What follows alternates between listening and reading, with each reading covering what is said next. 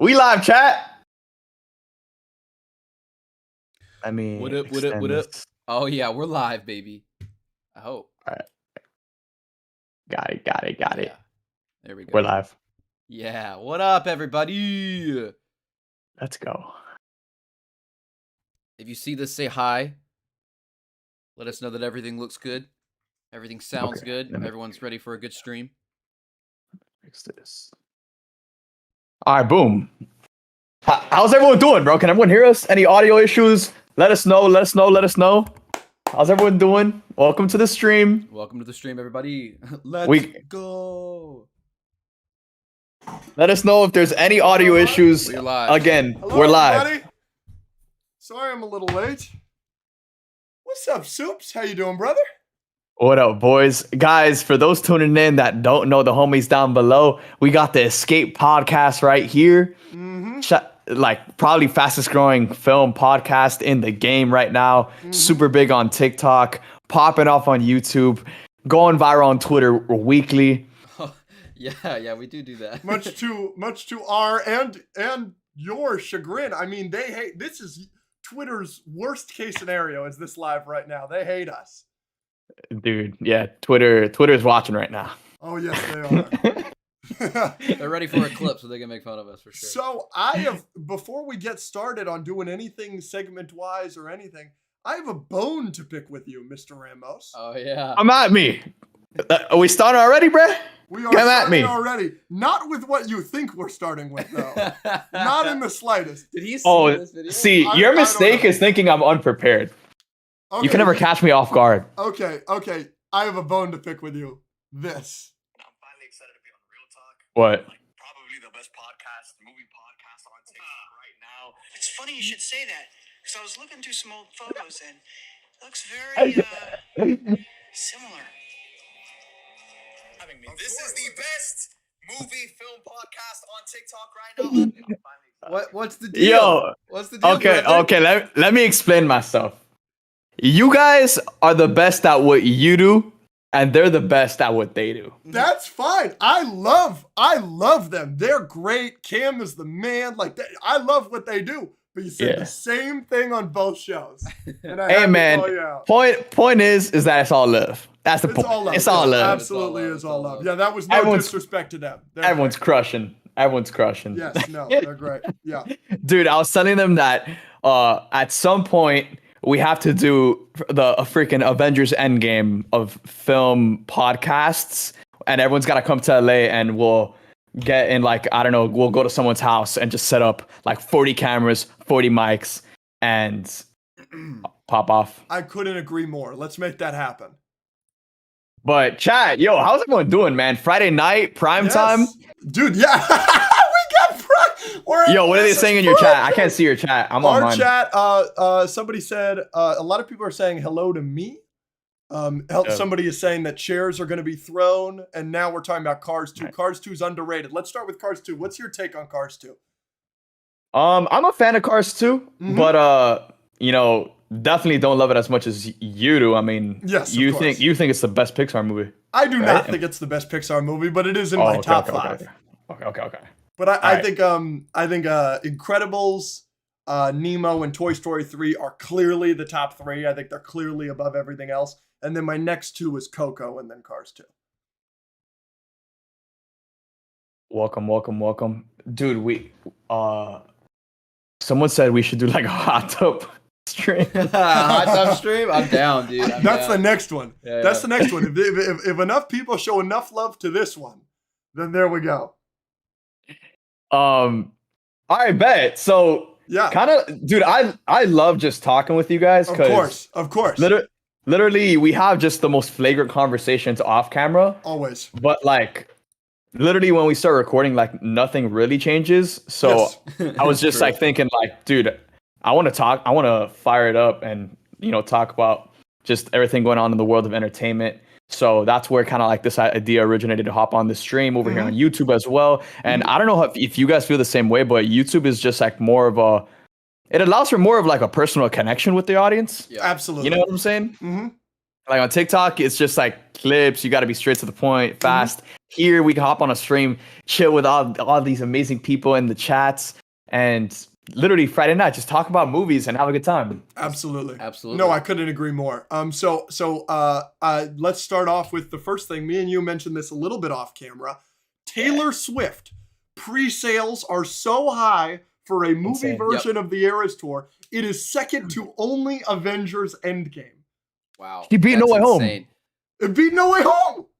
That's crazy. That's crazy. Dude. We got to start a music podcast. Dude, she is a machine. She's crazy. Dude, like, whether you like her music or not, like, goat. Jess, like, nobody else is doing Our that. roommate, Jess, It's insane. I took her to the airport yesterday, and she said, I have not seen a movie in the theaters. I've seen one movie in the theaters probably once in the past 3 years. This is my second one. She's going And to the Taylor Swift one. Yes. Oh, I didn't know she was a Swiftie. And the thing is, like, bro, most of these, like all of the Swifties, they've already like seen the concert live in person, so they're just going back to the theaters to like watch it again, which makes it even crazier. She caused Blumhouse to move the release of Exorcist Believer. Is that Holy yeah. crap! Dude, Yeah. they gotta move off her release date in music, and they gotta move off her release date for movies now. crazy? That's crazy. Yeah. Holy crap. So, like, where does Taylor Swift rank in terms of like fictional characters? I mean, she's got to be top Is that- 5. She's gotta be up there, right? Like, you gotta have, like, we're talking about, like, sheer power. I think you gotta have her, Yeah. Wanda, Thanos. Taylor is like Dark Thanos Side. Give me Superman up there. without the Infinity Gauntlet. You're She right. She doesn't need it. Taylor is undefeated. That's Yeah. crazy, man. I don't know who else insane. is doing that. She's legitimately the biggest star in the world, and I think that's crazy. So, yeah, it's, She beat all 3 Spider-Men coming back. she beat Toby, Andrew, and Crazy. Tom, bro. crazy. In not her medium. It's not Dude. like she's like a movie person typically. You know what I'm saying? Yeah. Dude, they're gonna throw her in every Marvel movie now. Dude, I was about Holy to say crap. that they need to like throw her in the Marvels or Secret Wars. Mm-hmm. Like, screw you, Jackman. Throw in Taylor Swift, and that's Dude, a $2 billion that movie. Someone could be asked to be in the MCU, and it would be them doing the MCU a A favor. favor is crazy. Instead of the other way around is wild. You're absolutely right. That's crazy. When you say it like that, you're absolutely right. Another thing that we could talk about. Have you guys seen that Elemental has like really not only grown legs, it's now out-earned the original Toy Story at the box office internationally. Wow. It's at like $600 million. It's one of the now it's one of the biggest movies of the year. That's good. Unbelievable. Obviously, we're all thrilled. We all really liked that movie. I saw it with Supes, but Not gonna happen for Blue Beetle. But Blue Beetle's growing a little bit of legs.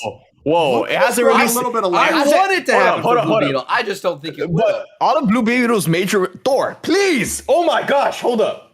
Thor's like right under my desk. Another dog problem. I was dealing with dog problems on my TikTok live. Wait. You're good. Can Hey, you everybody talk? like the stream. I lost Yes. audio. All right, I got you. Everybody hit us with a like. All right. Everybody make sure No, you're I lost liking the stream. Audio. Uh-oh. Hello, Supes. You okay, Bubba? All right. Talk. Hello, hello. All right, I can hear you guys. Okay, we're Sweet. good. We're good. Someone said, Kid Zin said, I'm not a YouTube Shorts user, but every time I'm on it, I see this man right here. Shout out Kid Zin. What were we just talking about? Elemental. Elemental, yeah, and then Blue Beetle. Oh yeah. Okay, so a lot of the Blue Beetle's major release dates across like worldwide in the major markets are happening on September 14th. So Oh, interesting. China, Australia, Mm-hmm. other parts of the world. We all know how big of a market China is. You know what I'm saying? Aquaman, highest grossing DC movie of all time, thanks to China. So come on, kiddo. Yes, Keep crawling, kiddo. I know. We're rooting for it, We're for sure. rooting for Blue Everybody Beetle, go see it. absolutely. Everybody go see it if you haven't seen it. It's a lot of fun. Oh boy. Another movie. So this is interesting that I don't feel like anybody ever talks about. Movies that maybe didn't do so well box office wise, but they're so popular merchandising that there's no question for a sequel. A movie like that from this year would be Transformers: Rise of the Beasts. Is getting a sequel, no question, because it just made so much money merchandising wise. And I don't know if you saw this, but TMNT Mutant Mayhem just crossed $1 billion merchandising wise, like this past week. So that's interesting. Movies that don't do well, but they're able to sell toys. Maybe Blue Beetle can make back some of its money selling Blue Beetle action figures. Dude, I'm just gonna cop all the merch. Yeah, for real. We're I mean, getting a sequel. we hooked you up with the Menace tee, and then obviously we got the Menace tee and the Menace hoodie. Yeah, hell yeah. Dungeons and Dragons. W's in the chat. Hell yeah. I wish Nightfall, but probably not. What do you wish? All right, Dungeons and Dragons sequel. I wish. Dude, if I could pick one movie to have a sequel from this year, it'd probably be that. Dungeons and Dragons. What did you think of Dungeons and Dragons? Fantastic, dude. It was so good. It was so good. It's such a shame it flopped. I know. I mean, it came out in such a packed month, dude. So much was dropping that month. And the marketing. They had a huge budget. The marketing wasn't great either, yeah. Tough. So, dude, I saw this TikTok that you guys posted, and chat, please get involved. Let us know your picks. But, Alex, you had asked Andrew, top 5 characters in fiction. In all of fiction, yes. I'm curious. Now that we're here, Alex, has your top 5 characters list changed? Alex, what's your list? And if you're watching on stream, what are your top 5 characters in fiction? Yes. So, Andrew? I mean, I'm going to have to take a second to think. Because when he asked me that on the podcast, I said like Stitch and James Bond and Spider-Man and Darth Vader, which are fine picks, but like it was on the spot. Yeah. So he's done his full TikTok. I just posted mine on TikTok, but I'll just go real quick through it. It's 5 is Batman, 4 is L from Death Note, 3 is Michael Corleone from The Godfather, the main character though, not Vito. 2 is Darth Vader, and number 1 is Caesar from the Planet of the Apes. That is a great pick, actually, because of the trilogy that I watched with you. I might pick that. He's a great character. Yeah. Darth Vader is definitely still in there. I think Spider-Man is going to stay in there. Mm-hmm. Harry Potter might be in there. And then he also mentioned in his video Uncle Iroh from Avatar, and without a doubt, probably at the number 1 spot is Eren Yeager from Attack on Titan. Ooh, that's a good pick. Excellent. What are your picks, Supes? What do we got? I mean, there's no list without Superman, greatest character. Yeah. So we got Superman, we got Vader, we have Optimus Prime, Okay. Aragorn from Lord of the Rings. Okay.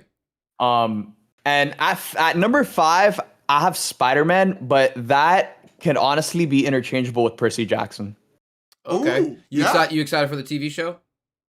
I am cautious about it. I'm cautiously optimistic. Yes. Just because I just hope Disney Plus gives it the budget it deserves. Because it's a damn special story, dude. And a lot of people, the fans know how much potential the Percy Jackson franchise has. Yeah. If done correctly, it could be bigger than freaking Harry Potter. Yeah. I mean, those books are tremendously popular, and from what I've heard, they're very good. No, they're amazing. And like, we haven't gotten anything new from Rick Riordan, or at least in the Percy Jackson series, in forever. And people are still like losing their minds excited for this. It just shows how much people love that series for it to be so long and them still be that excited about it. For sure, man. And Walker Scobell, I always mispronounce his last name. He's a G. So yeah, I'm really looking forward to that show.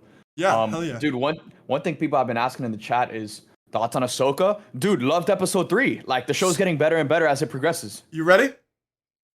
3. Shall I say it, or shall you? Or we'll you want to say it together? 3, 2, 1. We're terrible fans. We haven't seen it. I haven't seen it. Yep, sorry. We're terrible fans. Probably watch it when it all comes out. Honestly, I don't blame you. I'm not like after the first 2 episodes, I wasn't like losing sleep over episode 3. Yeah. But I watched episode 3 and it was really good. Like, I'm really enjoying Ahsoka so far. It's getting better and better. I've heard amazing things. I've also heard meh things. But yeah, haven't seen it yet. I'm a terrible fan. And then you never watch anything on time. Yeah, I still haven't. I finished She-Hulk like a month ago. Yeah. Well, again, I mean, I feel like with the majority of the Disney Plus shows, the best way to watch them would probably be to just binge it all. Yeah. You know what I'm saying? I mean, that's And definitely it's how just I like- felt about She-Hulk. I don't think I would have liked She-Hulk nearly as much as I did if I didn't binge it. Same for Miss Marvel. I also binged Miss Marvel. Yeah. So, what are you going to do? But I'm glad that you're liking it for sure. Let me ask you, because you're Mr. Disney Plus budgets are too low. Does it look good? I think for the most part, yeah. Mhm. But there are some shots here and there within the episodes that don't look that great. Yeah. But again, the heart of the show so far has been Sabine and her relationship with Ahsoka, and episode 3 was a huge Did you watch episode Rebels? for them. Oh yeah. I have not. Loved Rebels. I've heard that it is a you haven't watched Rebels? No. What do you think of Rebels? Dude, I love Rebels. I mean, I do think it has a lot of filler, but like when I watched it, I wasn't watching it, to try to like get to a certain story. I was just watching it just to watch it, and I enjoyed it. My thing is, I think all Star Wars television has filler. Like Clone Wars has filler, Rebels has filler, Yeah. Mando, all of Mando season 3 is filler, right? Like I think a lot of Star Wars television has filler. My issue is that Rebels filler is my least favorite of those shows filler. Like I can agree with that. Like Clone Wars is what got me into Star Wars. I watch Clone Wars religiously. But like even the filler episodes, like I love. You know what I'm saying? Like I could just watch freaking Anakin and Obi-Wan and Ahsoka. Dude, I watch them sit by a campfire and I'll be entertained. Yeah. But when Rebels is great, man. I mean the Obi-Wan the Kenobi later seasons are definitely the best. The Obi-Wan Kenobi, Alec Guinness, Obi-Wan Kenobi, Darth Maul scene is an all-time Star Wars scene. It's in my top 15 for sure, probably top 10. Yeah. Alvin said Andor has no filler. That is true. Andor has no filler. You still haven't seen Andor, right? Oh, it's so good. Oh, it's so fabulous. Who's seen Andor? Who hasn't? Everybody who has seen Andor in both chats will say how good it is because it is so Yo, good. Chat, rate Andor if you've seen it. 1 out of 10. Yes, if you've seen it, rate it 1 out of 10. Rate it. And after we look at that, I've got a couple agree or disagrees prepared if we want to jump into that. Run it. Door. Yeah.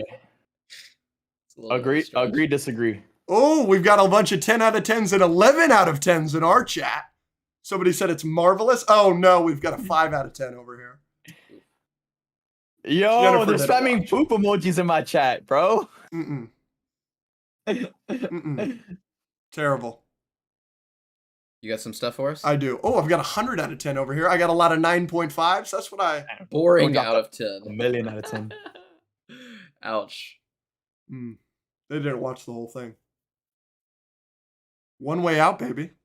One Way Out is the best television of Star Wars. All right. All right. Wait. Let's go! Let's go! That was pretty good. That was intense, man. That was sick. All right, here we go. We're doing agree or disagree. Obviously, we don't have the sign, so we will just say it, and then we'll go to town. Yeah. Here we go. This is an interesting one to start out with. Thumbs up or thumbs down? Yeah, there you go. There you go. Agree or disagree. Good idea. He's smart. See, that's why they pay him the big bucks. The Lord of the Rings trilogy is the greatest trilogy of all time.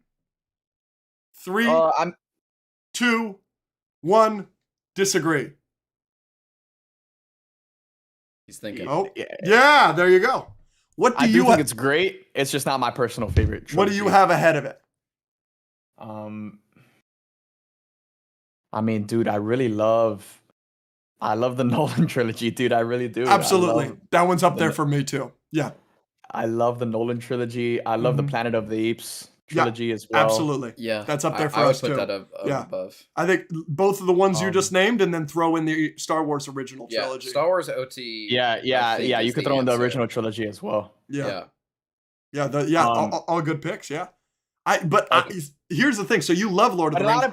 But a lot of people do say like Lord of the Rings is and that's fine. Trilogy. I don't blame those people. I think it's great and renowned for a reason.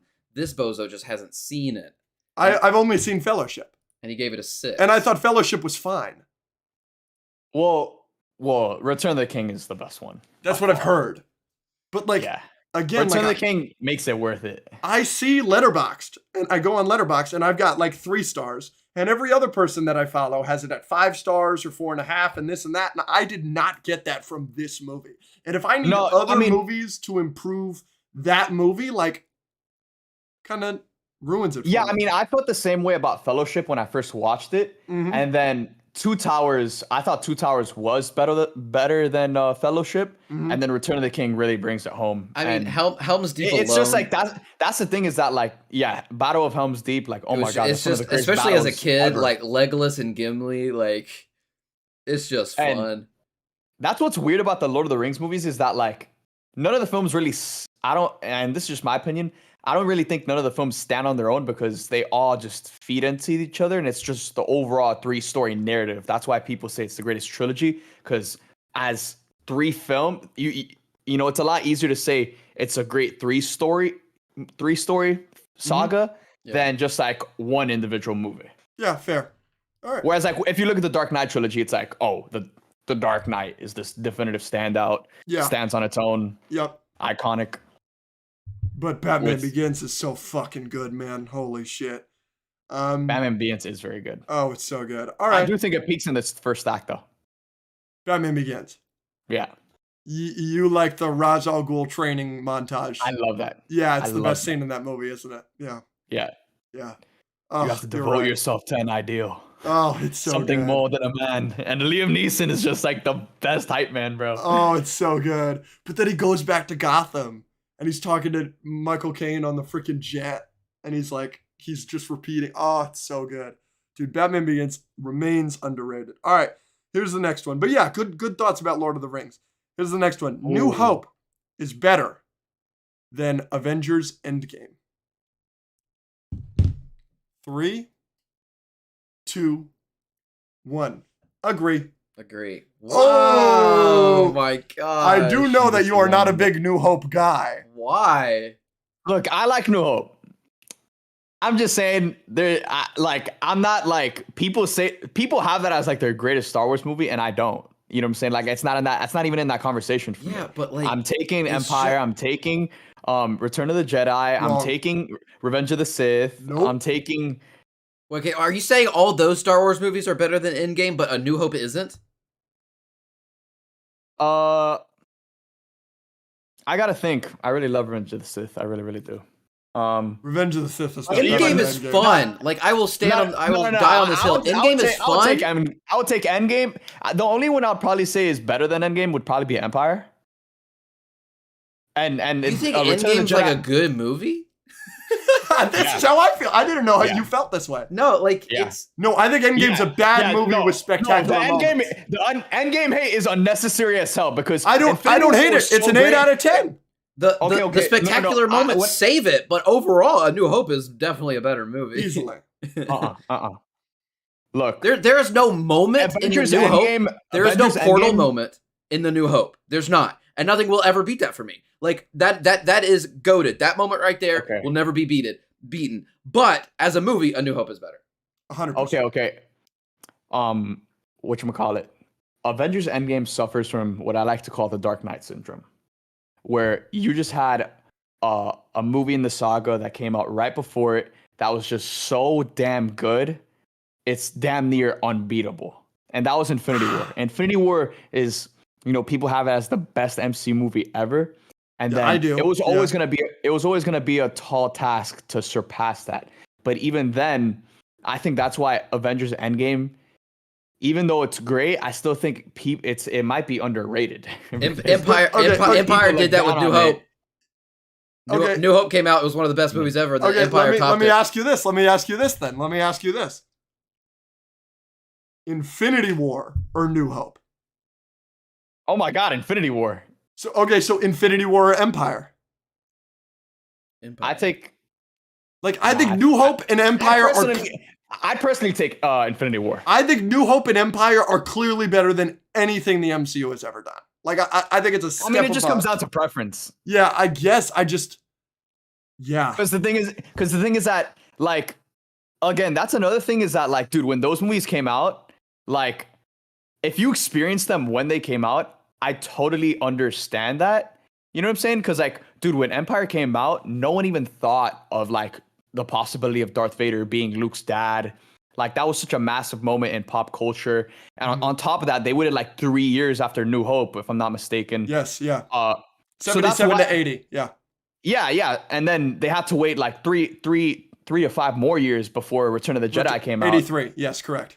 So it's like, after waiting that long, like that's why those movies are still so relevant and they're just staples in our pop culture, because they just literally had the world in the palm of their hands. But like, I would say that's what Infinity War was for, the people who were born in the 2000s, born in the 90s, and didn't get to experience those films in theaters. But that's my point. Like, we didn't experience those movies in theaters. We weren't around in 77 or 80. And like I agree with you. Dude, when Infinity War and Endgame was coming out, the MCU was my life. I know that you feel the same. It's like, that was my whole existence, was looking, and that's when Game of Thrones was coming out, and that's when the Star Wars sequels were coming out. Like, that's my life. That time in my life was when I was most pop culture oriented, and my pop culture brain was most taken up by the MCU. I'm not disrespecting the cultural impact of Infinity War, Endgame, or any other MCU movie, but I'm saying, even on top of the fact that I have the nostalgia for that time period, the Infinity War and Endgame time period,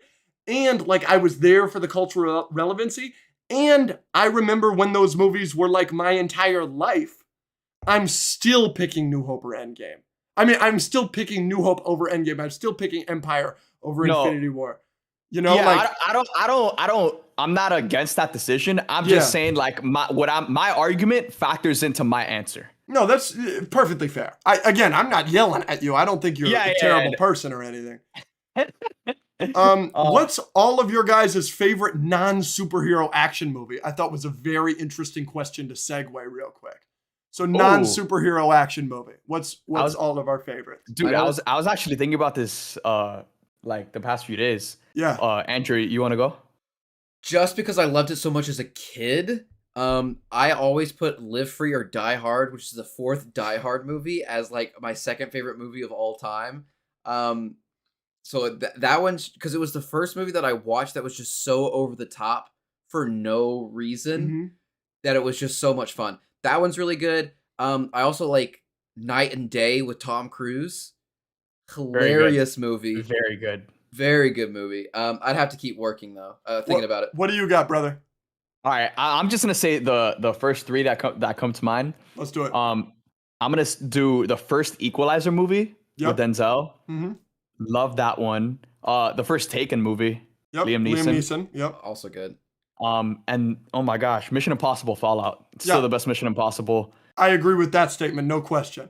It's gonna be hard to top that. I only have one answer: Mad Max Fury Road. Yeah, it's good. Yeah, Mad Max. Oh my God, Warrior. Oh If yeah. you guys haven't seen Warrior, watch that film. I haven't seen Warrior. So good.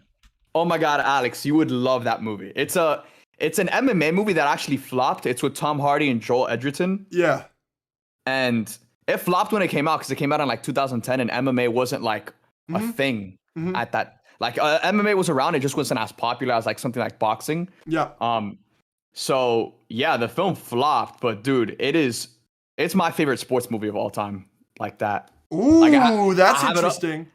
Dude, I have it up there alongside Remember the Titans, Coach Carter, like. So that we'll say those are Matt's top 3. Chime in if you want to change that. What are your top 3 sports movies all the time? Until recently, I was gonna say Blindside. Oh yeah. Boo! I was in the chat. Oh yeah. But there's some drama with that. Yeah. Field of Dreams is good. Yep. And then what's the basketball one?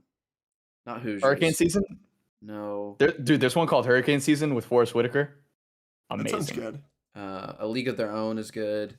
My top 3 are, my favorite of all time is Draft Day. I know that it's not the best. I just love it so much. The NFL Draft is my favorite day of the year. I'm going this coming year in April. I love the NFL Draft so much. So Draft Day with Kevin Costner is my number 1. Number 2 is Moneyball, which is probably the best sports movie I've ever seen. Moneyball is so good. And then number 3 for me is Happy Gilmore. I freaking adore Happy Gilmore. Yeah, really good. Really good. Yeah. Andrew is looking up this basketball movie because he cannot. It might have been. Oh, Hustle with Adam Sandler from last year was so good. That was really good. I forgot about that one. Really damn good. Oh, if Air counts as a sports movie, Air's definitely. Yeah, I was gonna say that as well. Yeah, Air is real good. Freaking Air Bud. Iconic. Like Mike. Yeah, I like Space Mike. Jam. Yep. What's the deal? Maybe Bubba? it was Hoosiers. Maybe it's Hoosiers. Yeah, it might have been Hoosiers. All right, I got a steaming hot agree or disagree, and you All guys are gonna. The internet's hear gonna it. come after me. No, Let's actually, hear I it. might not say it. I might not say it. No, No, say no, it. you gotta say it You now. gotta say it now. Dude, cat, should I say it? Dude, no. This is gonna get clipped all time. Wait, It's do we all time. do we save it for a pod episode? Like, I don't know what to do about this. I want him to say it. Does it have to do with what we were just talking about, or is it something else? All right, He's I'll say nervous. it. All right, let's I'll hear say it. it. I'll say it. I'm nervous because I know it's gonna get clipped. But Well, it maybe Dude. wouldn't have been clipped, and now it's going to be clipped. all right, look. Without even having seen them together on screen, dude, I think Andrew Garfield and Shailene Woodley would have topped Peter and Gwen.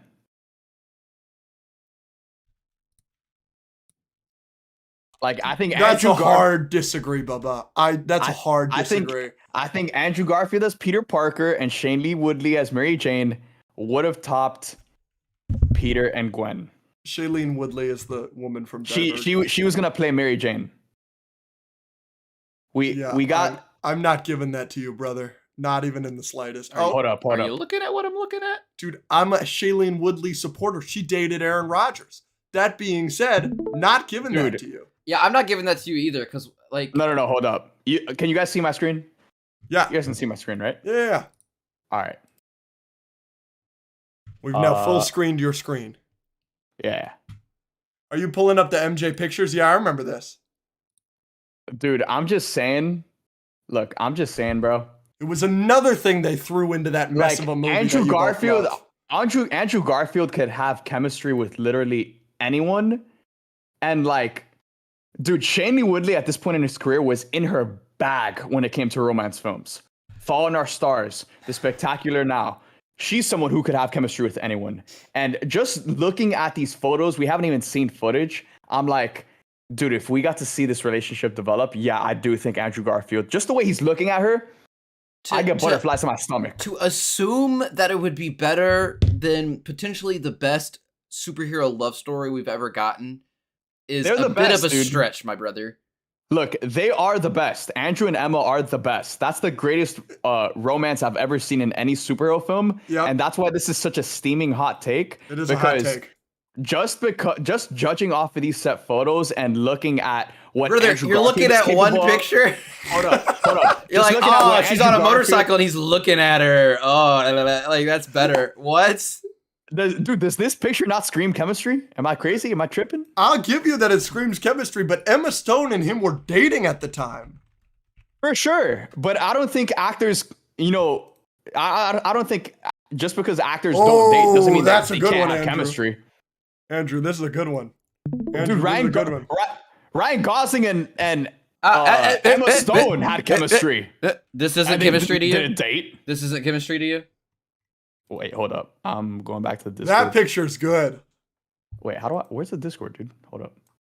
This is chemistry right here. You seeing this? Do the All other right, picture, all right, now- this picture. No, dude, I'm not disagreeing with you. This is the greatest romance in all of superhero films, bro. Oh man, this is like Oh, This they're is- so cute. No, No, definition.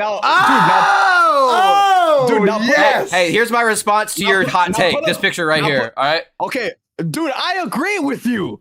But what I'm saying is that actors don't have to date for them to have great chemistry. Ryan Gosling and Just a Emma plus. Stone had fantastic chemistry in La La Land. I will give you that. Throughout American Gangster. I will give you that. I'm not saying you're wrong, but what I am saying is Emma Stone and Andrew Garfield is tough to beat, brother. He said she is not a but great again, actress. She's a one-trick pony. Ouch. Oh, who said that? Shailene Woodley? Oh. Is that about Emma Stone or Caffeinated Dude, Nerd? Dude, and Emma Stone or if Shailene you look at Shailene Woodley where she was at that point in her career, she was just the queen of romance films. And my God, would she have been amazing with Andrew Garfield? And look, Andrew Garfield's not dating Florence Pugh, but right now they're filming a little romance movie. And when that movie comes out, you're gonna be like, oh my God, maybe it's just great actors being great actors. Maybe, brother. Maybe. TASM 3. I'm just, yeah.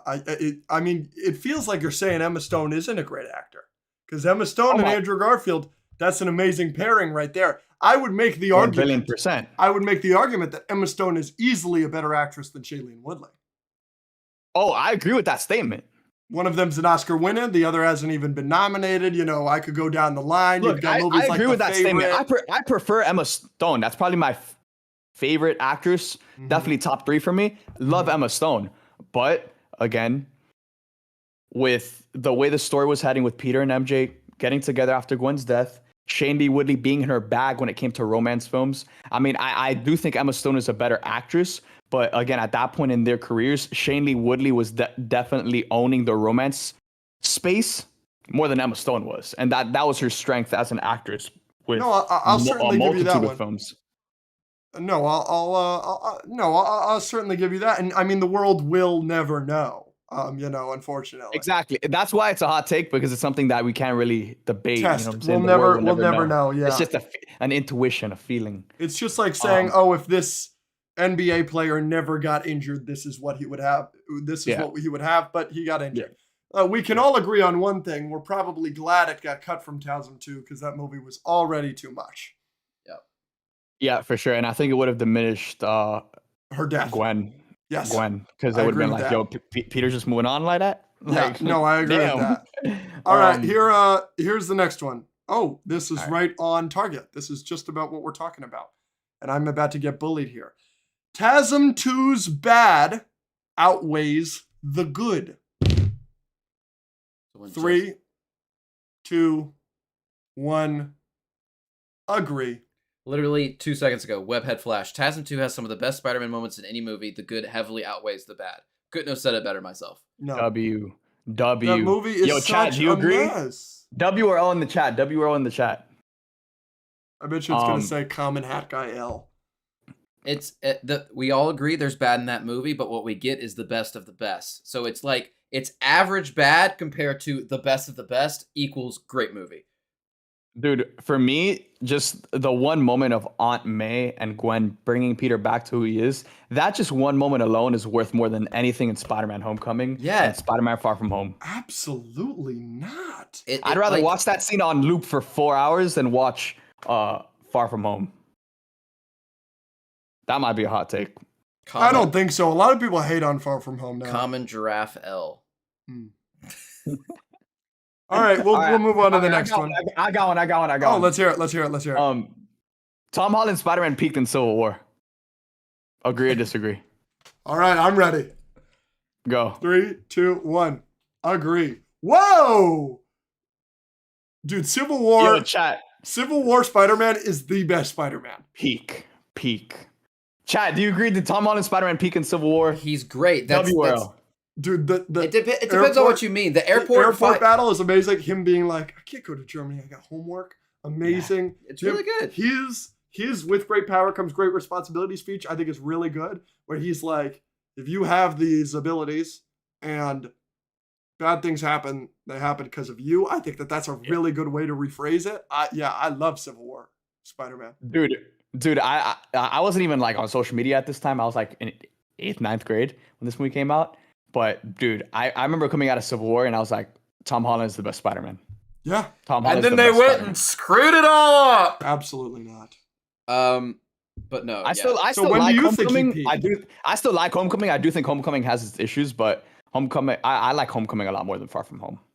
So do I. But I like Homecoming. I still think Tom Holland peaked in Civil War. I think Homecoming is better than any of the TASMs or any of the Tobey movies.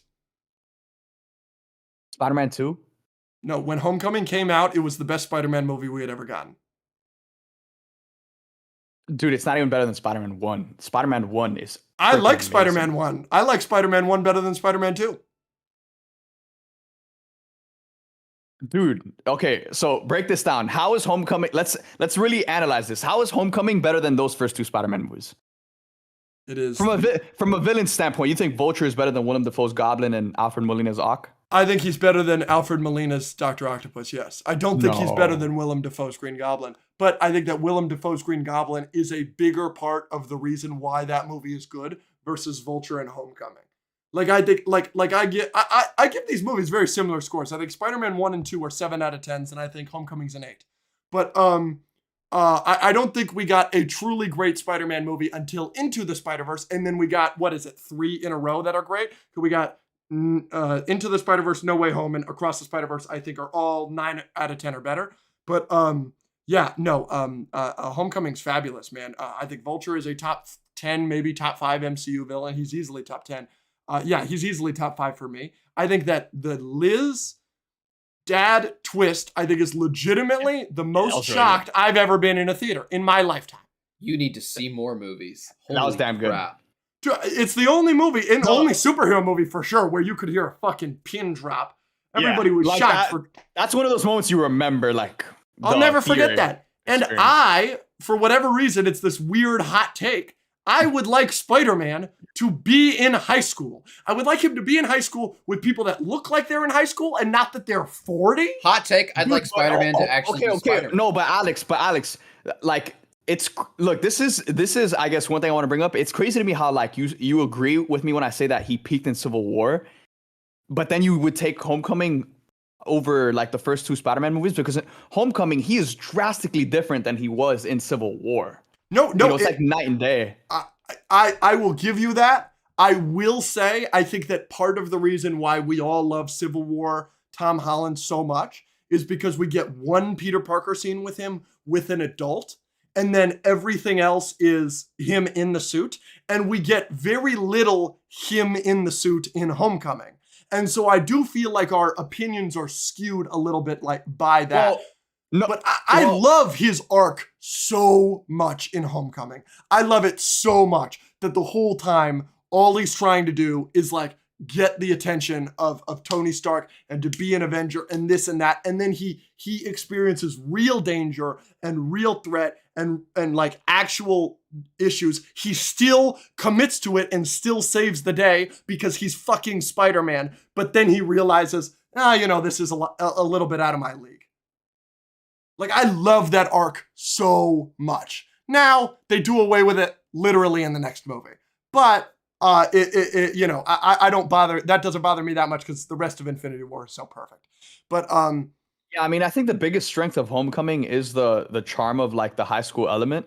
100%. I feel like, out of any Spider-Man film, actually, no, I'd probably argue that I appreciate the high school element more in 2001 than I do in Homecoming. But I will say that Homecoming does have the best high school element in, like, Tom's trilogy.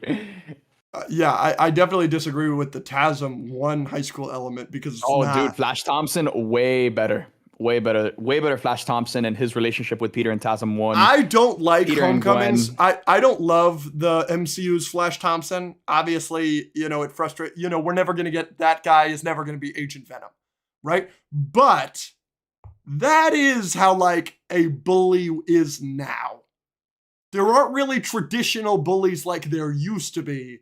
No, I disagree. I still think those bullies. I still think those bullies exist. Because look, there are bullies that are just like nerds, like Flash. But there's also you also still have the jocks that look down on the other guys. I think they're the kings of high school. That is still very much very real. Yeah, but, like, I don't know, man. Like, I didn't, like, I don't know. I like that Peter Parker's bully, nerd.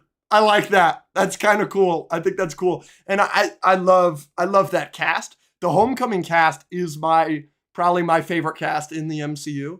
I love Martin Starr as the teacher. I love Hannibal Buress as the teacher. I love JB Smoove as the teacher. Like, that is the only movie where I love Ned. Ned is so funny in Homecoming. I think he's annoying in Far From Home, and he's fine in No Way Home. But he's so funny in Homecoming. The scene where you're reminding me of the entire, like, Betty and Ned bit. Oh, it's a disaster.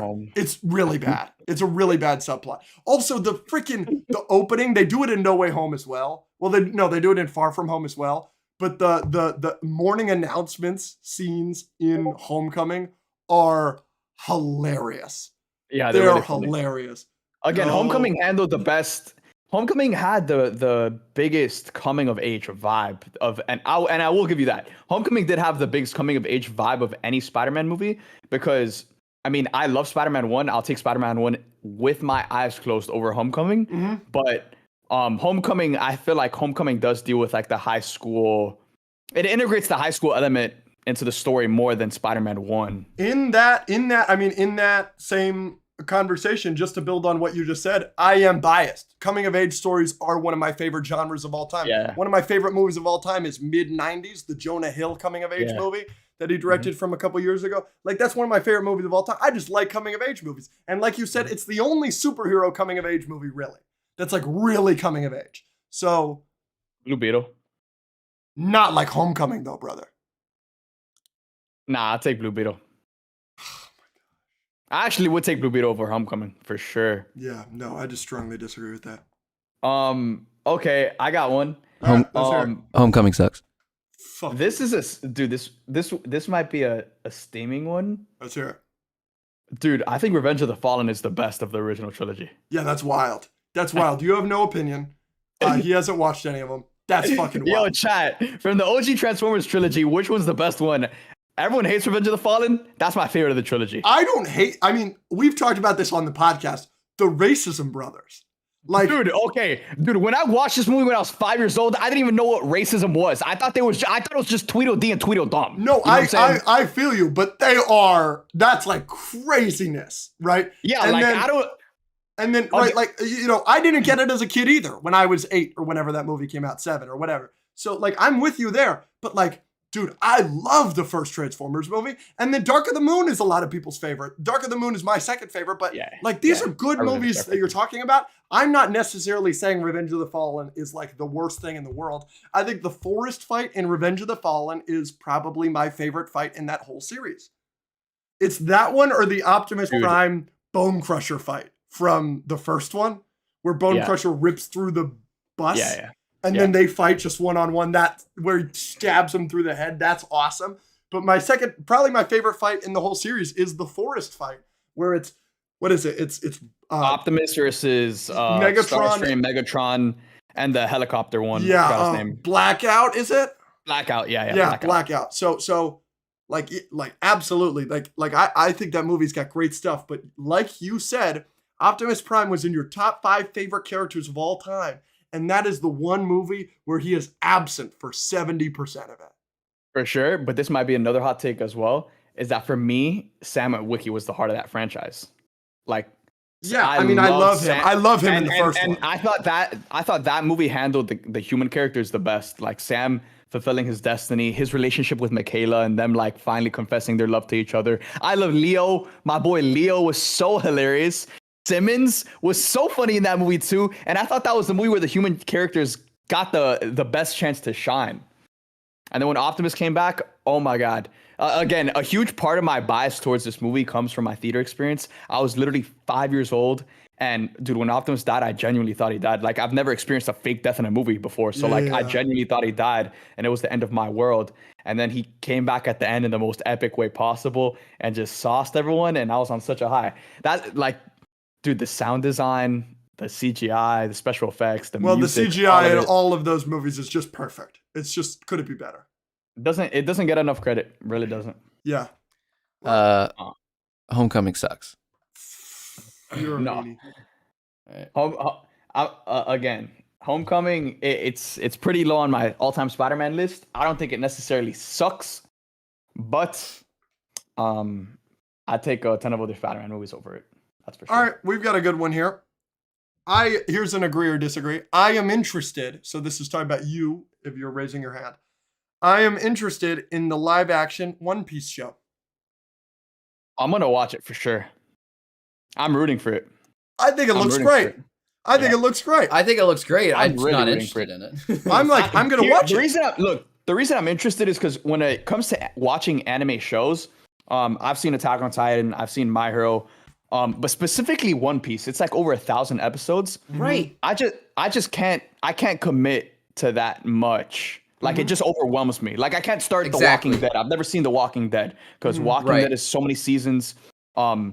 I've seen Game of Thrones because I watched it as it was coming out, so it's very easy for me to follow shows that way. But when it comes to One Piece, it's like over 1,000 episodes, and there's like a lot of filler that a lot of people say. So I love how with this show, it's just they're skipping a ton of the filler and they're just going straight to the good stuff. And the general consensus online has been really, really good. That's what I've heard. Yeah, I 100% agree with you. Like, One Piece is so large that I'm never going to watch the whole anime unless I do it with someone else and we somehow conquer it or something. But it still feels like a disservice to me to watch a live-action adaptation without seeing the original. So, because of that, I will probably stay away from I have no interest in watching a live-action remake of an anime I've never seen. Even though it looks good, and I hope it is. I've been seeing clips online. Like, I'm excited to watch it. I'm looking forward to it. Yeah, me too. All right. The Guardians of the Galaxy are the best team in the MCU. Oh, definitively. It's not even a conversation. 3. Yeah, I agree. 2, 1. We both disagree. Yo, nah! Original 6 Avengers, no? Yeah, the 6 Avengers. Hell no, you're insane. I mean, they're just more iconic. Dude. Like they're just they're more Avengers. I don't know what to tell you. It's Hulk. It's Thor.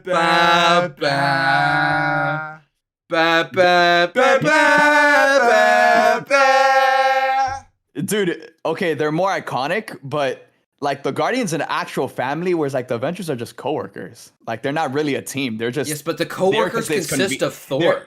They're just there because it's convenient to them. Yeah, yes, Thor. Fighting aliens in New York is convenient. No, it's convenient that they're all there together. That's why they're working together. Eternals on top. You know what? Okay. Like, yeah, you just mentioned Thor. This is the same guy that they let rot, get drunk and obese in Asgard, and no one checked in on him for years. Yeah, I'm not saying they're more of a family. I'm just saying it's Thor. Like, I'm gonna take the group that has Iron Man and Cap and Black Widow over the tree. I'm sorry, and I guess if you're going for cool points, the Avengers, but dude, the Guardians are like, I love them. That's why I'm so excited for the Fantastic Four, because they're like the next family coming. Oh, to dude! I hope they do it right. I hope they do that justice. They do it right. Can we watch Fantastic Fan 4 Stick for the next Patreon movie? Absolutely not. What's the OGs? Here's an interesting one. This is a fight. Yoda would beat Thanos in a fight. Agree or disagree? 3, 2, 1. Yeah, for sure. Really? He's got the range. What the hell is Thanos going to do to him if he's 20 feet away? Did I hear this right? Snap his neck. Hold on. You said Yoda, right? Thanos. Did you just say the sentence, Yoda has the range? Yes. He has the Force. Thanos has the gauntlet. No gauntlet. Okay, then Yoda. No gauntlet. Yeah. Then Yoda. No. I mean, with the gauntlet, he can reshape the whole universe. Like, no gauntlet. No gauntlet. But okay, then Yoda, sure. Yeah, Yoda's faster. He has the Force, and he is faster. That's true. He's smarter. Yeah. Oh, easily. Homelander versus Thanos. This will be interesting. Ooh. This will be very interesting. Batman has the best rogues gallery in all of comics. 3, 2, 1. Yeah. The only competition is Spider-Man. Right, and I'm gonna give it to Batman just by a smidge. Not false. No one's gonna beat Batman. I mean, Spider-Man has Green Goblin Joker, and Doc Ock and all these people. Joker alone, dude. But that's what I'm saying. Joker gives Batman an edge. Joker's the best potentially villain of all time. And like, so. what are Batman's like C-list villains? Some of those would be A-list villains to like A-list superheroes like Iron Man.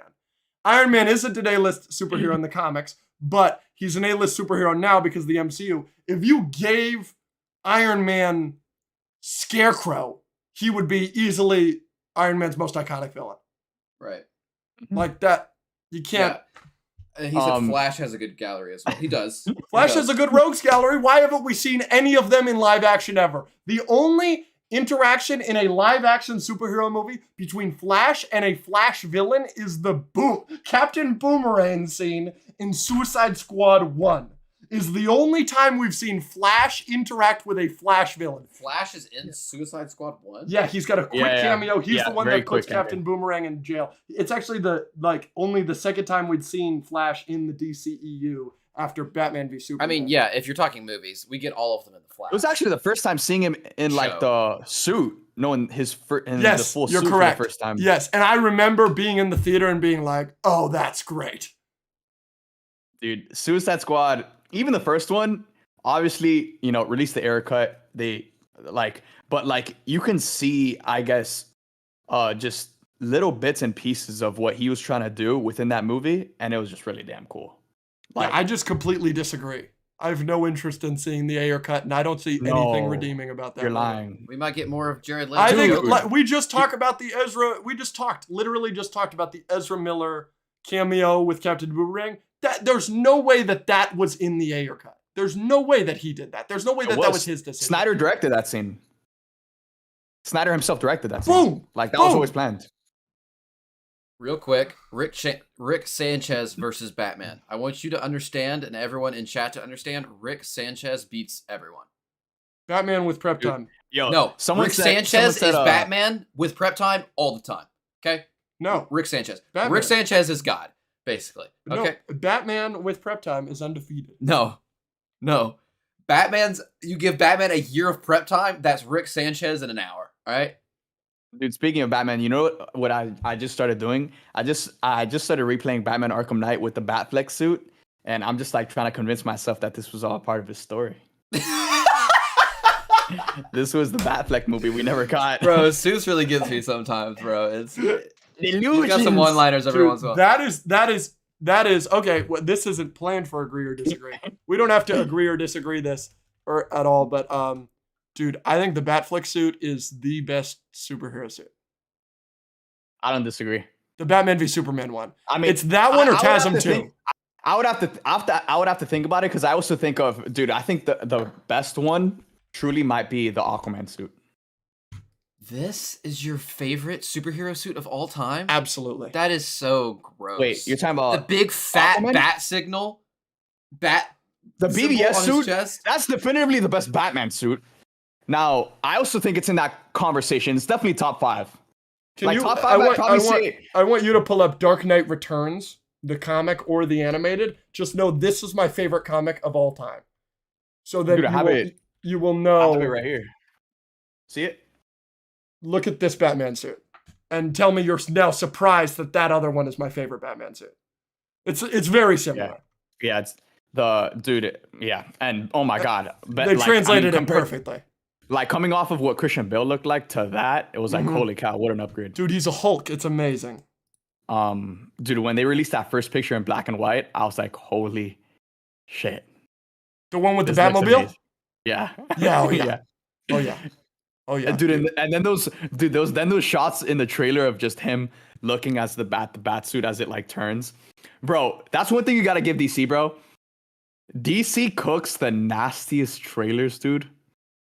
Movies might not always reflect that. 100%. The DC original, cooks the nastiest trailers, the original Suicide Squad trailer with Bohemian Rhapsody is the best trailer I've ever seen in my life.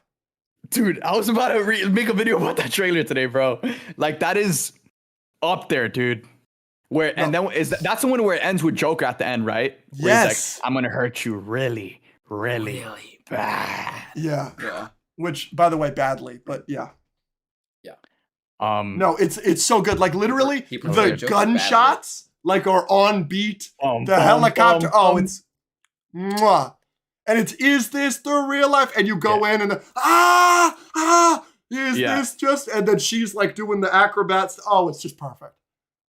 All of the BVS marketing, fantastic.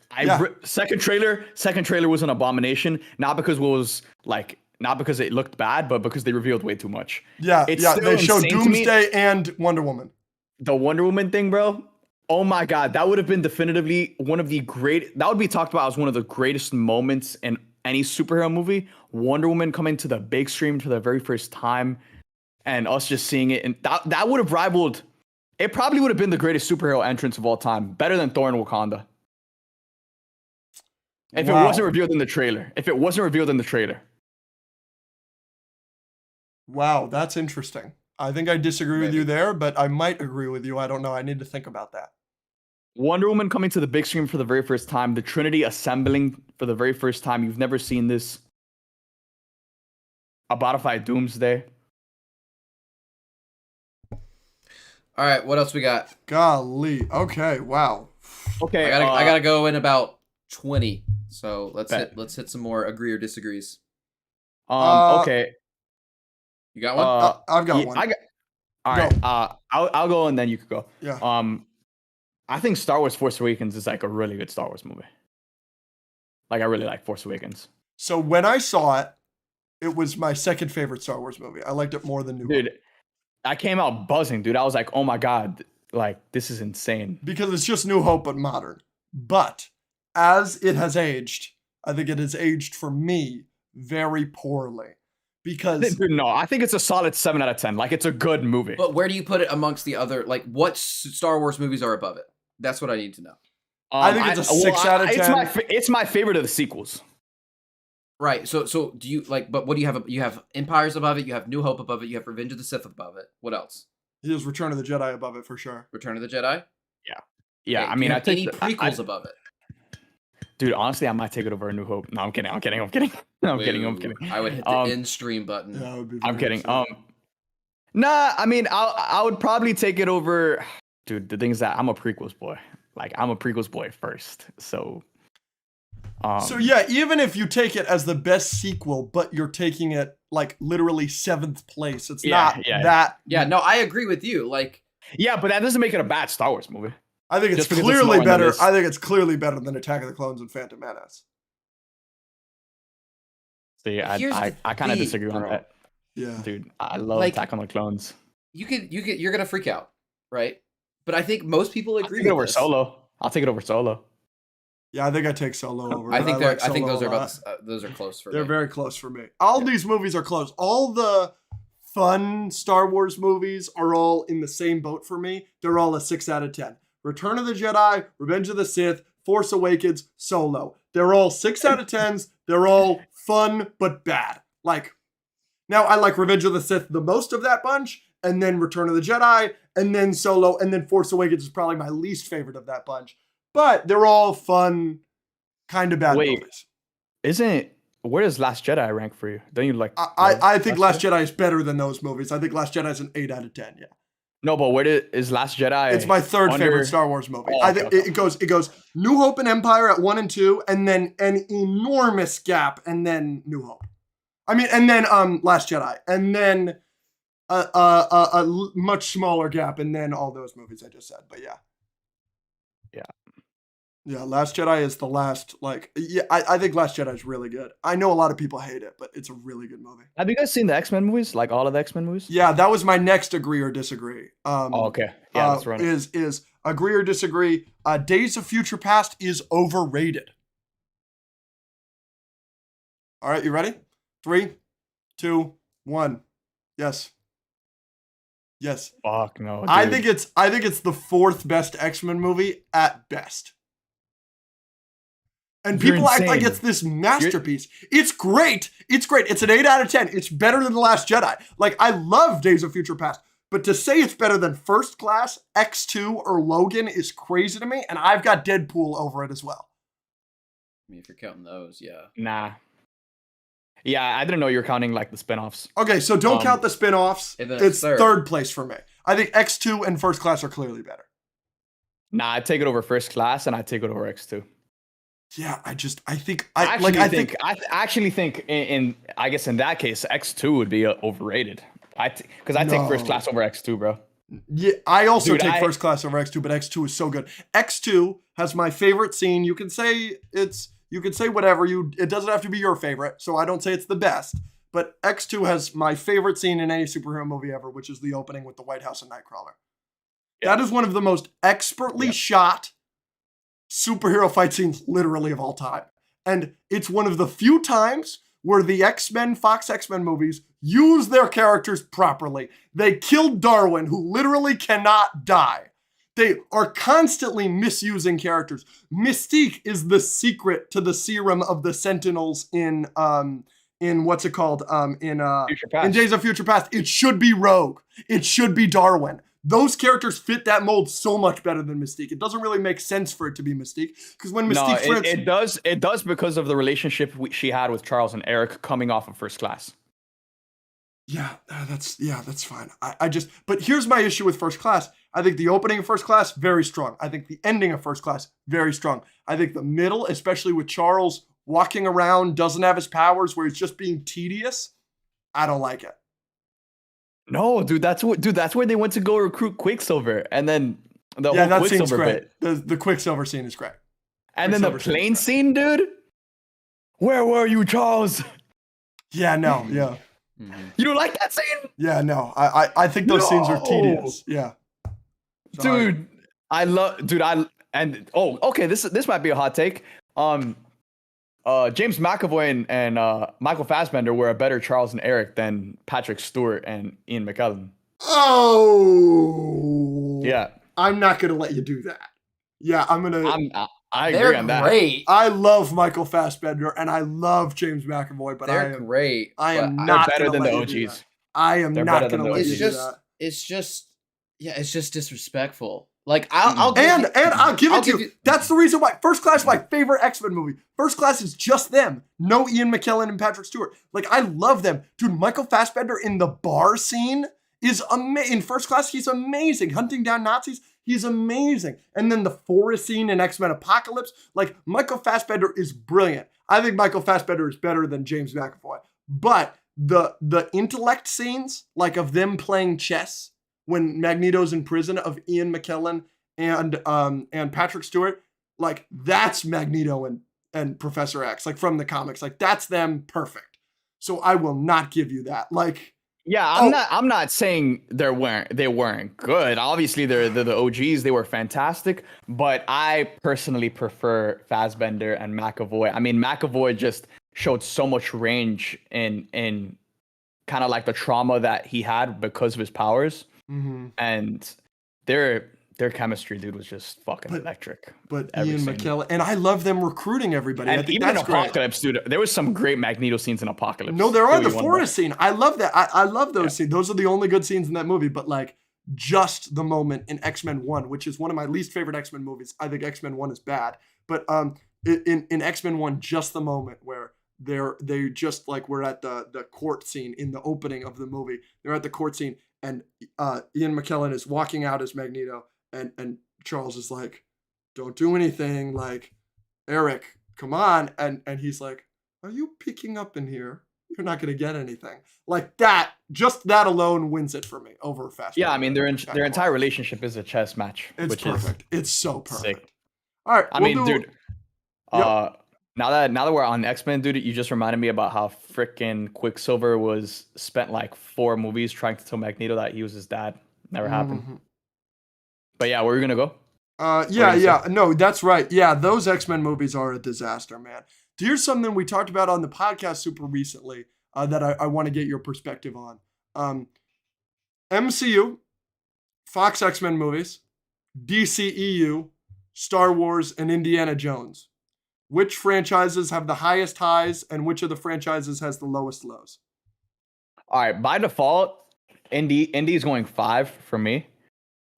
Just because I haven't seen those movies. I haven't seen. Okay, Indiana so we're not considering those. Okay, so we won't consider Indy. We didn't really consider Indy either.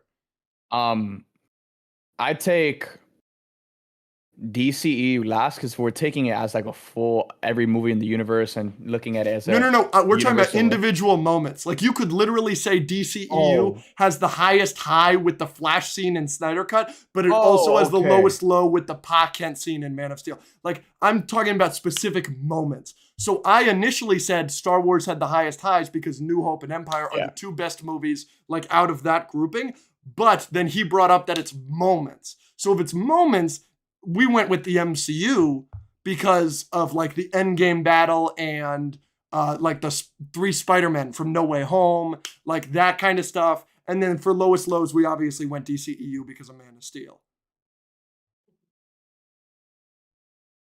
Okay, so if we got 4 verses, the MCU just has a bigger sample size. You know, there's so much to choose from, especially now with Guardians 3. So I guess till Brooklyn. Yeah, I guess you have to go the MCU just because there's more moments to choose from. Fair. Then after the MCU, I'm going Star Wars for sure. Then I'm going DCU and then X-Men, Fox X-Men. You think X-Men has the lowest lows? They have the lowest. Like Dark Phoenix is so bad. Yeah, but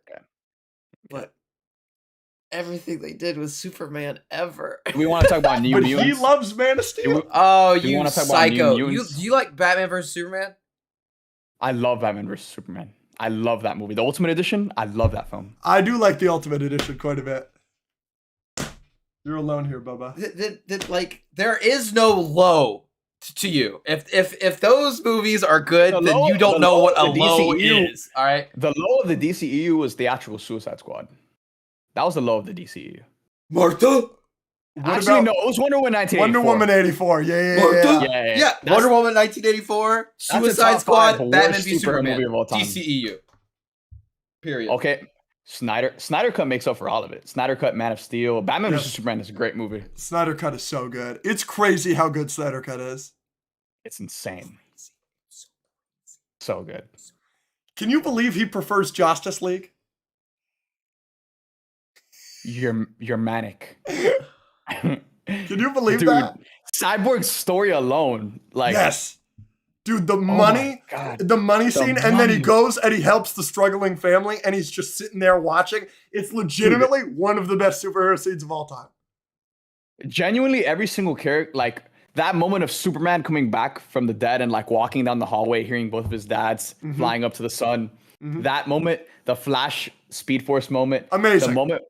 The moment where Cyborg he separates the mother boxes and they all 3 represent like his parents. Yes. And he says, "I'm not alone. Like I am not broken. I am not alone." Holy shit, dude! That movie has some of the best moments in any superhero movie. That's one of the greatest superhero movies of all time. For me, it's easily top 5 DC. It's the highest high. It's the highest high of the DCEU. What moment though? I'd still take Man of Steel over it though. Me personally. What? Yeah. What? Oh my gosh. Personally, I think the Snyder Cut is probably better than Man of Steel, but I'd still take Man of Steel. Like I love, dude. That's one of my most rewatched superhero films. I have it in my living room on a shelf. The Snyder Cut? No, he's talking about Man of Steel. Oh, okay. Even worse. I'll be right back. I'll show you what I got. Man of Steel is more rewatchable than the Snyder Cut. No, fuck you. It's more rewatchable. I can't believe Martha and Pa Kent tornado are 2 terrible moments. Also, yes, that moment. Also, anything involving Superman. Also, every scene involving Lex Luthor. Also, every scene with Batman and a gun. I can't. All right, I got 2 versions of it. It's hard to find a good moment in that movie. I got this version. Oh my god. What'd you and say? then I got this version. Oh Pick your poison. Gosh. Both goated. He's holding 2 L's at once. Dude, whenever I bring someone home and they see that's like the first thing in like the living room, they're like, "Oh my god." I volunteer as tribute. Any more? I mean, golly, what would you say would you say Man of Steel is your favorite DC movie of all time? It's up there for sure. Top 3 for me. Oh my gosh. So what do you have up there? You got Dark Knight, obviously. I'd say Dark Knight, the first Superman movie with Christopher Reeve. Okay. And then Man of Steel. But this is excluding like the animated films. Yeah, we're not doing animated right now. Just like live action. If we're only doing live action, my favorite is Dark Knight. My second favorite is Batman Begins. My third favorite's the Snyder Cut. Nah. That's a good list. That's a great list. And then probably 4th place is The Suicide Squad, maybe. And then 5th place is Dark Knight Rises. But again, like I think the Suicide Squad is probably better than Man of Steel just because it has a lot more to do, a lot more things to pay off. Yeah. But I personally prefer Man of Steel. Like Superman is my boy. I love that movie. All of the Jonathan Kent stuff. You say sauce. Oh yeah, it's great when he tells him to kill a bus full of children. That's a great scene. Dude, I forgot about that. That's Holy not what he was crap. telling him, dude. Oh, I should. You gotta I should think just let him bigger. go. Maybe. Dude, Shut the frick up, dude. Oh, God, it's so bad. On the It's so much bad. surface, you gotta look deeper into what he was really trying to say. That's such a bullcrap excuse. I swear. I'm so sick of people saying that about movies. You really just gotta think about it more. We can excuse all the bullcrap if you think about it more. The movie. He says he's gonna let children die. It's just bad. The movie literally End of explains story. Dude, I can't. The movie literally explains it. That's why he tells Clark not to save him when there's a freaking tornado. Oh, because so it's not bad! So bad. That's not the about- worst scene in any not- superhero movie ever. Bro, it's not about letting people die. It's about him trying to protect Clark from the world. And that's the entire premise of Batman versus Superman. Batman versus Superman is about the world coming after Clark because they weren't ready for Superman. And that's what Jonathan Kent was trying to protect. He was trying to protect his son throughout the entirety of his childhood, and he succeeded in doing so. 20 minutes after he kills himself from the tornado, he reveals himself to the world as Superman in movie time. 20 minutes of movie time. So when That was a exactly in the flashback. That was a Snyderverse was the flashback, my world guy. going to be ready? No, Alex. After kids died or before kids died? The scene where the tornado thing happened, that was a flashback. He revealed himself as Superman when Zod came to Earth. And he is Henry Cavill in that flashback, so it's super recent, brother. Dude, did you not see that they like made him look younger, even though it's still Henry Cavill? But it's Henry Cavill. Oh my, I'm not budget on this. I think the Pa Kent tornado scene is the worst scene in any superhero movie. In Indiana Jones and the Dial of Destiny, they had a young Harrison Ford. De-aged him. Yeah. Just because it's Harrison Ford, does that mean it's not a flashback? Yeah, but they didn't de-age Henry Cavill. But no, but you can clearly tell that it was something that happened years ago. Why? Because his hair's a little bit longer? I mean, he just looks younger. He genuinely looks younger than how he does in present day. And in present day, he's more grizzled. He's still living with Ma and Pa Kent. Yeah. Yeah, I'm not. Years have gone by. I just want to I'm going to make a PSA, a public service announcement, that if any of the three of us, or anyone in chat ever gets superpowers, save the bus of kids. Thank you. Dude, again, that's not what he was trying to say. And he literally said, no, that's not what I mean. Look, this is unfair. When Clark is like, what do you want me to do? Just let them die? And he's like, maybe. Again, it's not a definitive answer. He's not saying, yo, let the kids die. He's saying you should think about you should think about your actions, because regardless of what you do, they have consequences. Look, this is unfair because it's a 2v1. We either need to get. I ain't losing though. I'll take you both. You are losing bad. Again, I'm saucy.